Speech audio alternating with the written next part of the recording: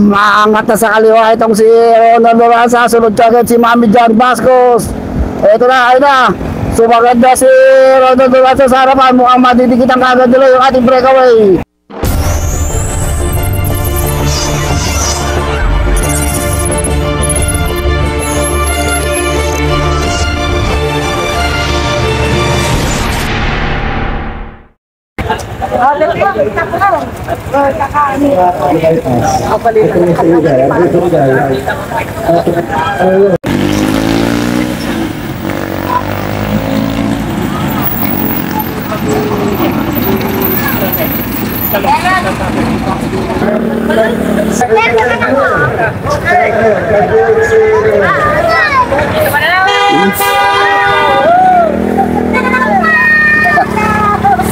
Oy!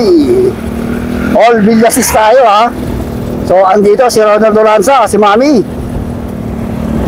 So meron tayong 2, 4, 6, 8, 9 riders from All Villasis.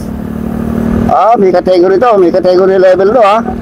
So siyempre dito yung pinagmamalaki ng Villasis. Itong naka UAE na yan, si Ronald Loranza and si Kagawad John Bascos. Pumanat kagad si Martin oh. Umangat kagad yung excellent noodles si Martin. So Ronald Loranza dito lang sa likuran. Meron tayong 3 laps. Makababa ito. So dito lang muna sa likuran ito si Ronald Loranza. Pabilis ang takbo 52 kilometers per hour. Hoy! Nasa kondisyon kaya ni Ronald Loranza o nasa bike yan? Pag hindi nagamay itong MTV, talagang maiiwanan din siya rito ha. Ginagamay-gamay muna ni Ronald Loranza yung cambio ng bike niya. Siyempre wala sa MTB daw kundi road bike, kaya ginagamay muna niya kung nakakondisyon din yung bike o gamay sa taas niya. Umaangat na yun si naka-7 cycles. Pero Ronald Loranza dito lang din sa likuran, nakikiramdam muna. So andito rin si Mark Joseph Pegindin yung naka-black. Mahirap dito dahil sasakyan. Maangat na sa kaliwa itong si Ronald Loranza. Sunod kagad si Mami John Bascos. Ito na, ayun na. Sumagad na si Ronald Loranza sa harapan. Mukhang madidikitan kagad nila yung ating breakaway. Nakasunod si Mami John Bascos at isang swerve cycle. Ito na sa kaliwa itong si Mark Joseph Regindin. Inabot nila yung ating breakaway. Ito si Mami John Bascos sa'yo, yung naka-black mamba ng jersey. Ito si Ronald Loranza, itong naka-UAE. Ito rin pala si James Estrada. Bumibilis na naman. Inahatak ngayon ni Mark Joseph Regindin itong grupo. So nadikitan na nila yung ating breakaway. Doon sa iyo sa harap.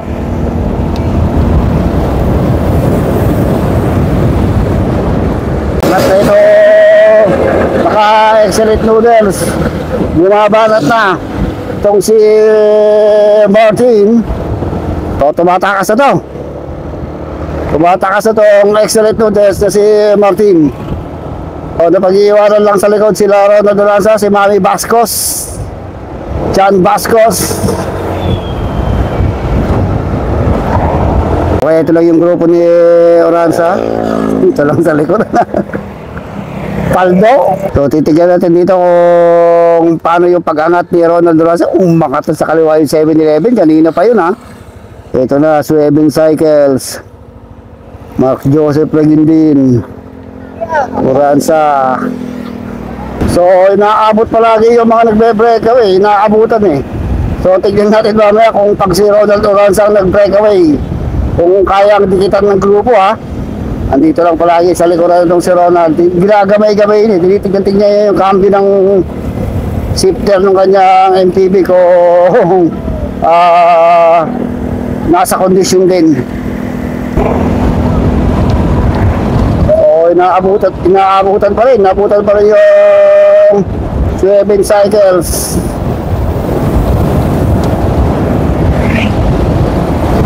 Kumaparap na itong si Ronald Loranza. Kumakabol na si Ronald Loranza. Ayun na. Kaya umangat na itong si Ronald Duranza. Walang sumusunod dito kay Ronald Duranza. Nasa harapan na. So, apat ito ang ating breakaway. Mark Joseph Legindin, 7 cycles. At ayun, si Ronald Duranza. Ito naman sa likod, si Mami. Inahatak tong grupo para makadikit ito sa ating breakaway. Talaga hindi pa rin tumitigil sa hilig niya sa pamimisikleta sa karera ng bike. Itong si Kagawa John Bascos.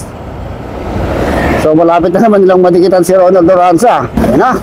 So mukhang nagbabadya ng mag-breakaway itong si Ronald Duranza. Mukhang naiinip sa takbo ng grupo. Ito si Excellent Tudor. So hey. Ito na. Binobomba na ni Ronald Duranza itong grupo. Tignan natin kung paisa-isa ng kakalas ito.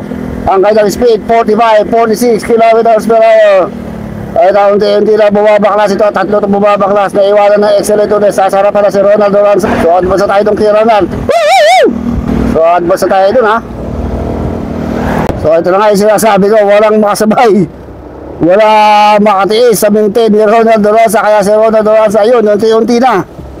Unti-unti lang lumalayo dito sa mga grupo dito sa breakaway. Ngayon dito si Legindin, si Abraham. Eto na si Ronald Duranza. Unti-unting lumalayo, unti-unting tumatakas doon sa mga grupo sa harapan. Nasa harapan na siya, 37-40 kilometers per hour. Solo breakaway na itong si Ronald Duranza dito sa harapan. Ito yung wakatin niya. And chillax lang yung pedal niya, pero talaga hindi makasabay yung mga andon sa likuran. Kaya sinolo na ni Ronald Duranza dito sa harapan. Ang takbo niya mabagal lang, 35. So tingnan natin kung madidikitan pa siya. Ito yung tatlong naghabol. Madami pa rin nanonood dito ha.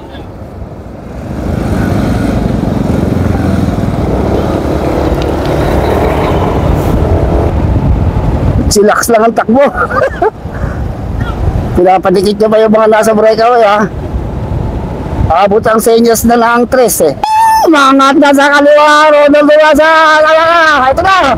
Talagang sumagot na. Ayaw nyo na, naiilip siya. Kaya ito na, sumagot na, 50 kilometers per hour. Ito na, sakit na sakit. Baon na ito si Ronald Duranza ang pinagmamalaki ng Villasis, Pangasinan. Kanina, hinihintay-hintay lang yun, pero talagang nainip. 3 laps ba naman itong labanan nila, pero walang makadikit sa kanya, kaya sinagad niya na. So ito yung nag-habol kay Ronald Duranza, 150 meters behind itong si Legindin. So ito naman yung grupo ni Mami John Bascos. Sige natin kung makakadikit pa sa dun sa second group. Madidikitan pa nila si Ronald Duranza. So ito na, tignan natin kung may nakadikit. Ako wala. So Ronald Duranza pa rin ito kating solo breakaway, pero may nag-habol na isa dun sa likuran. Parang si Mark Joseph Legindin yung dumidikit dito kay naka 3 na naman, 3, parang 3K ha. Yung dumidikit sa likod, so si Mark Joseph Legindin. So rebatihan na to. So hindi rin pala totally nakadikit itong si Mark Joseph Legindin, si Ronald Duranza. Ayun si Ronald. Mga 100 meters ang labang ni Ronald Duranza dito kay Mark Joseph Legindin. So rebatihan na to. Talagang si Oranza lang mananalo rito. Okay, so Ronald Duranza, Mapa MTB, Mapa Road Bike. Sumisenyas. Ano ba ibig sabihin yan? Anong ibig sabihin yan? 3K? Diyos ko mo kain do. Tumakbo ng mga kung siguro, mga 25 o 20 kilometers. Ayun ang senyas niya. 3,000 pesos SS. Ayun talaga eh, all Villasis eh. Taga Villasis itong si Ronald Duranza. Anak ng Villasis to. Kaya nakasali siya dito sa all Villasis category ng MTB. So nakakasigurado na to sa 3K pesos SS. So pag tumuto ha.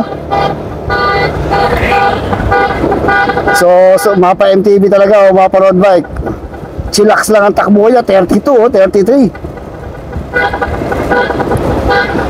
Ito yung tinatawag na easy money.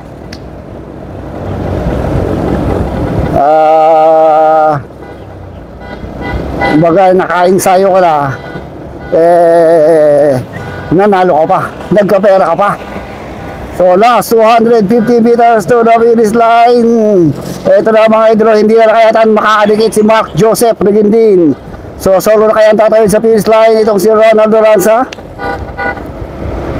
Okay, last 100 meters to the finish line. Walang dito ba? Walang alilangan, walang kahalintulad. Si Meseyas ng letter 3. Ayun, 3. Sabihin na, 3K. Panay na pala yung pindot itong si Ronald Loranza. Binibilog na pa, oh. So ang ating manalo, ang pinagmamalaki ng Villasis Pangasinan, itong si Ronald Loranza.